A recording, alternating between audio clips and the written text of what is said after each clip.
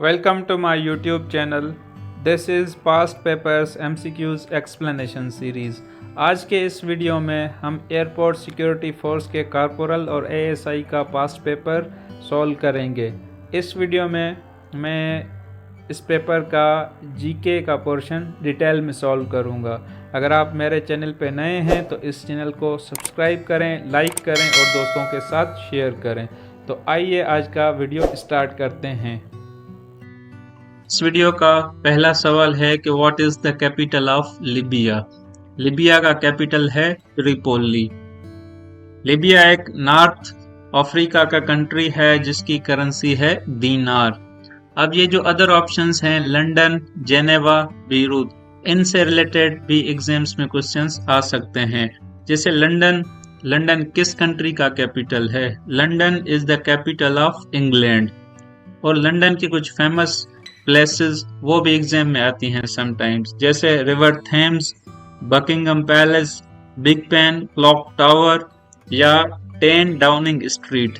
10 Downing Street जो कि British prime minister की ऑफिशियल रेजिडेंस है। नेक्स्ट ऑप्शन है जेनेवा। जेनेवा स्विट्जरलैंड का एक मशहूर शहर है। जेनेवा को हम सिटी ऑफ कॉन्फ्रेंसेस भी कहते हैं और जेनेवा में दुनिया के मुख्तलिफ इंटरनेशनल ऑर्गेनाइजेशंस के हेडक्वार्टर्स भी वाक़या हैं। जैसे WHO वर्ल्ड हेल्थ ऑर्गेनाइजेशन का जो हेडक्वार्टर है वो जेनेवा में है। एंड लास्ट है Beirut. Beirut is the capital of Lebanon और लेबनान को the land of milk and honey कहते हैं। नेक्स्ट सवाल है कि which of the following cities is also known as the city of canals.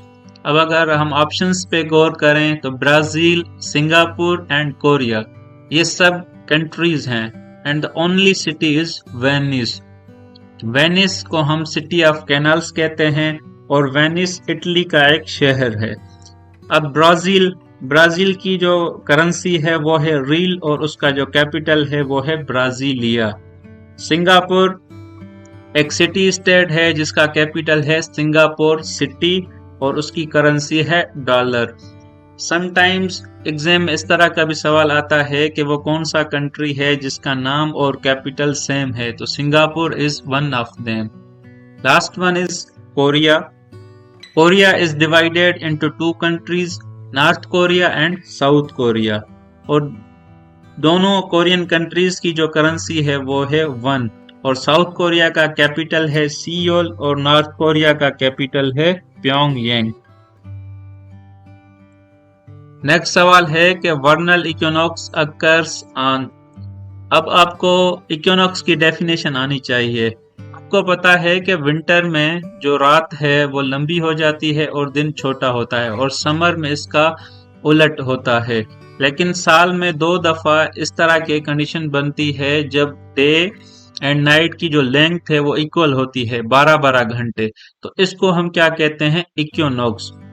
और ये साल में 2 मरतबा, एक 20 मार्च एंड 23 सितंबर में इस तरह होता है। अब वर्नल इक्विनॉक्स, वर्नल का मतलब है related to spring. As you know कि स्प्रिंग मार्च में शुरू होता है, तो वर्नल इक्विनॉक्स स्टार्ट्स और अकर्स ऑन 20 मार्च। नेक्स्ट सवाल है कि the distance between earth and sun is longest in which month. ये 2 तरह की कंडीशंस बनती हैं, एक होती है एफिलियन एंड दूसरी होती है पेरिहिलियन। एफिलियन का मतलब है कि जो अर्थ है वो सन से लॉन्गेस्ट डिस्टेंस पे होती है और ये कंडीशन कब बनती है? जुलाई में। और पेरिहिलियन का मतलब है कि जो अर्थ है और सन का डिस्टेंस वो कम होता है। तो aphelion means distance between earth and sun is longest, वो कब होती है? जुलाई में। और पेरिहिलियन का क्या मतलब है? Distance between earth and sun is shortest, और वो कब होता है? वो होता है जनवरी में। नेक्स्ट सवाल है कि who is called the father of history. इसका सही ऑप्शन है हेरोडोटस। हेरोडोटस को हम क्या कहते हैं? The father of history. और ये जो अरिस्टोटल है इसको हम क्या कहते हैं? The father of biology.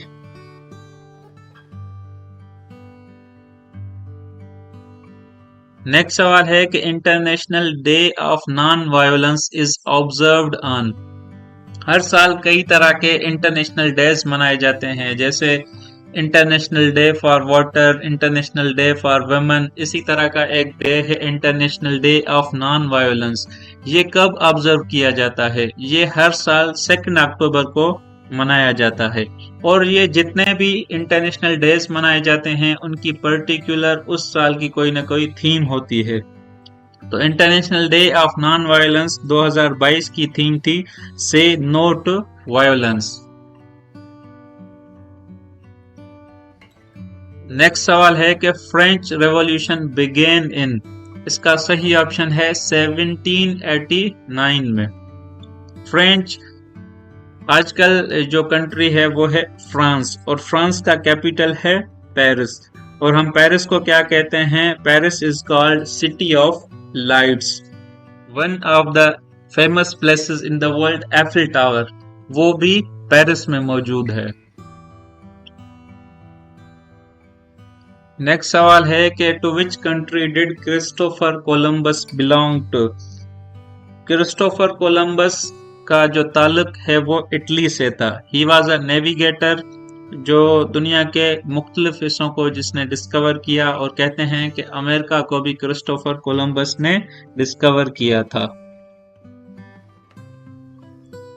Next, UNICEF stands for. तो UNICEF stands for United Nations International Children's Emergency Fund, और इसका जो हेडक्वार्टर है वो है न्यूयॉर्क में। नेक्स्ट सवाल है कि the SAARC movement was launched for. अगर हम सार्क का फुल फॉर्म देखें तो SAARC stands for South Asian Association for regional Cooperation. तो it is clear from its name कि SAARC was launched for regional cooperation. अब अदर क्वेश्चंस जो SAARC में से आपसे एग्जाम्स में पूछ सकते हैं वो हैं कि सार्क का headquarter. The headquarter of SAARC is in Kathmandu. और खटमंडू कहाँ है? Kathmandu is the capital of Nepal. और सार्क के टोटल 8 मेंबर्स हैं, जिसमें पाकिस्तान भी एक मेंबर है।